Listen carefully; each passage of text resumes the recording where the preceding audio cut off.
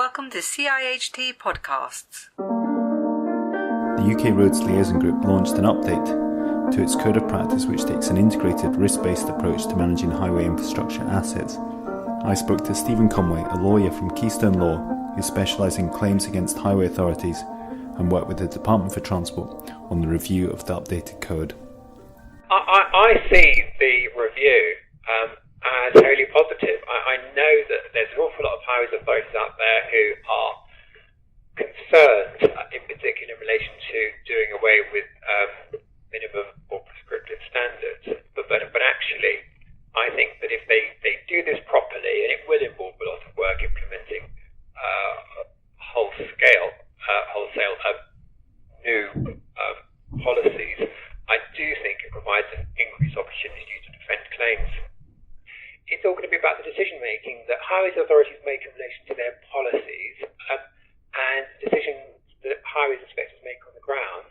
And if you've carried out your assessment on a proper risk-based approach and you've evidenced that decision and that decision is a reasonable one, then you're exercising your professional judgment, your professional experience in making that decision, then it's going to be very difficult for the courts to challenge it. We're going to be able to defend an awful lot more claims. Case law is always drawn out in cases. How will that affect claims that are brought against authorities? Case law is case law, and so all of that remains the same.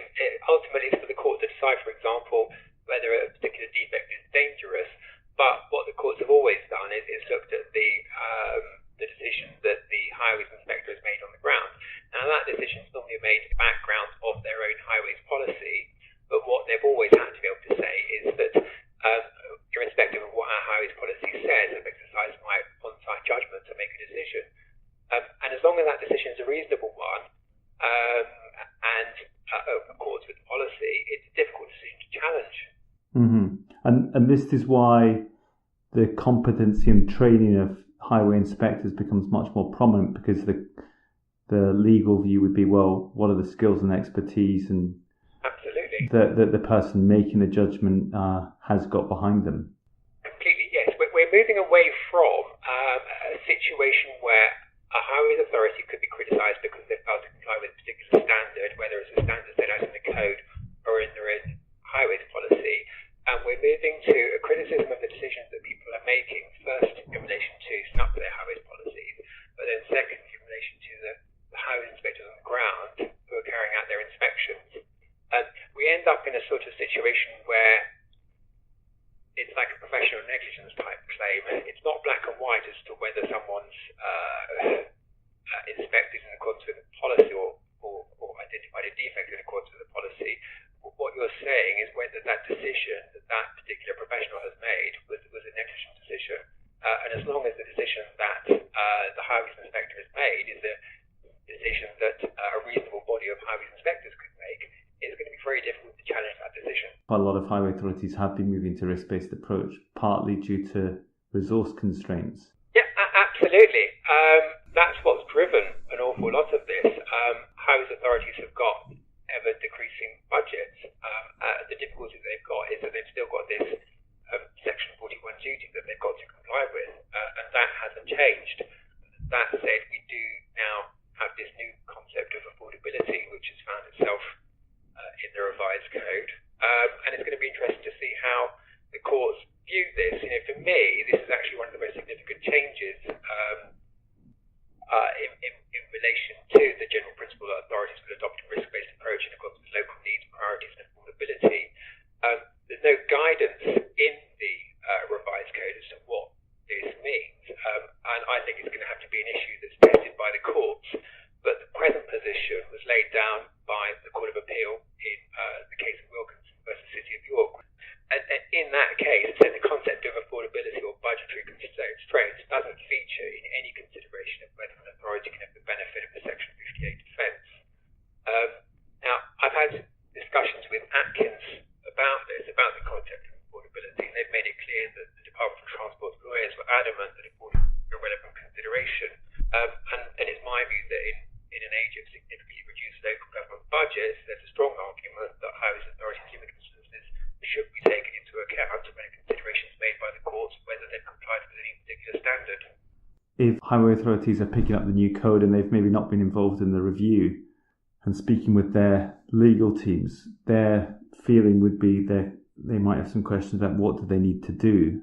And your response, if asked that, would be make sure that you can evidence training and competency. Presumably that would be a key thing, and also ensure you maintain good records and have evidence. Absolutely, yeah. These issues are key. But first and foremost, they're going to have to review their own highways policies, because most highways policies, I guess there's three scenarios. Either you don't have a formal highways policy and you say you simply rely upon the previous code of practice, or you've got a highways policy which sets out minimum standards, and that's the sort of policy that most highways authorities are operating to at present, or you're one of these progressive authorities who's actually ahead of the game and you've already implemented the risk-based approach. Most authorities fall into the middle category, where they have got a highways policy which sets out minimum standards in relation to frequencies of inspection and defect intervention. And they're going to have to review these policies, and the whole policy has got to be rewritten in relation to a risk-based approach. So starting off, they're going to have to start looking at the categorization of their highway hierarchy, whether that's appropriate, and that's going to have to be done on a risk-based approach. Then they're going to have to look at the frequency of inspection in relation to each of those categories. Then they're going to have to start looking at their intervention levels and how they want to operate those on a risk-based approach. There's actually going to be a huge job for highways authorities to do. On the plus side, they have got 2 years to do it from the date of implementation of the new code. But that's what they need to do first of all. And yes, we touched on training. Everybody from the highways managers who are rewriting these policies all the way down to the highways inspectors are going to need to be trained or retrained in relation to risk assessment and the risk-based approach. That training is going to have to be documented, because I think we're going to see an awful lot more challenges in court in relation to the training that highways inspectors and those in highways departments have had. They're going to have to be trained properly in relation to record keeping, because again, I think we're going to see greater scrutiny in the courts of the records that people are making at all levels, and everything from the highways inspection records all the way up to the policies. And we're going to have to ensure that everybody, right from the ground all the way up, is properly competent in terms of what they're doing. If they collaborate, and then they can use the argument that they're working with other authorities. Absolutely, they've collaborated, which is one of the things that the revised code is encouraging them to do.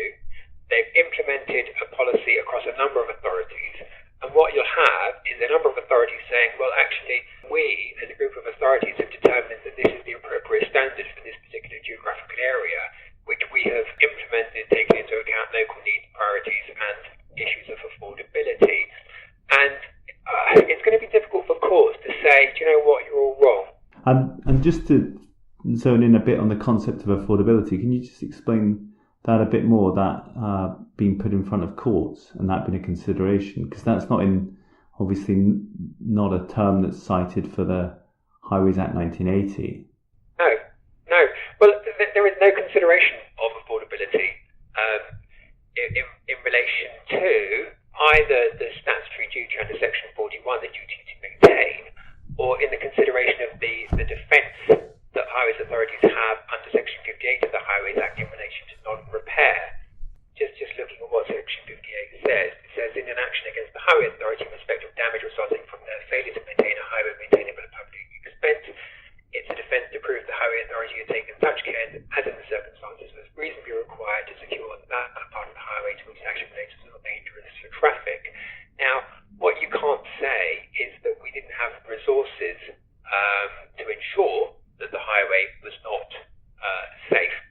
And where this was last looked at by the courts in Wilkinson and City of York, York said that they didn't have the resources to properly implement their highways policy, and that ought to be taken into account. The court said, no, you can't do that. We simply don't look at budgetary constraints. We don't look at the issues of affordability. And so their Section 58 defence failed. What we're now being told is,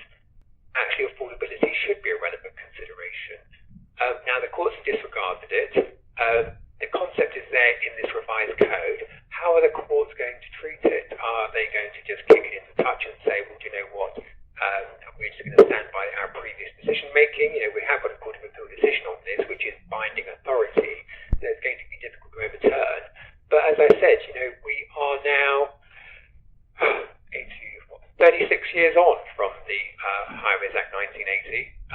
Maybe times have changed. Maybe it is time for the court to take affordability. But obviously they want to be careful with their money, because the message to highway authorities was to make sure you are making a case for sufficient resources, because otherwise there's no case law that would indicate that affordability constraints is a reason at this point. So they still must be making robust cases for making sure they have enough maintenance money. Absolutely, yes. But I think going forwards we will be looking at issues of affordability in cases and how we defend them. For example, where there has been a decrease in manpower, they've had to make redundancies in relation to highways inspectors. We could be looking at the budgetary reasons behind that and putting that in evidence and say we couldn't comply with our frequency regime because we are down a number of highways inspectors, and that's down to issues of affordability. Yeah. But we still did all that we had still taken such care, as in the circumstances was reasonably required to ensure the highway was not dangerous, so that we still have the benefit of Section 58 defence. So the way that I've presented it to highways authorities is, let's pick the right cases to run this argument, and initially run it in local county court, see where we get with local district judges, and no doubt this issue will one day end up at the Court of Appeal. I think it's an argument that's got legs. Interesting. I've kind of pushed for stuff like this for years, so I really hope it pans out this way. I'll be very disappointed if it doesn't. So the idea of gold-plated is not even the right word. It would be kind of just completely unrealistic, I suppose. It is unrealistic. They can't do it. They can't comply. They're struggling. They're really struggling to comply with their statutory duty. And either there's an amendment to the Highways Act which reduces or lessens the Section 41 duty, or we have a go at it this way through the Code of Practice.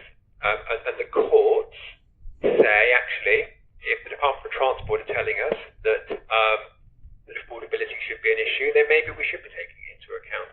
Thank you for listening to this CIHT podcast.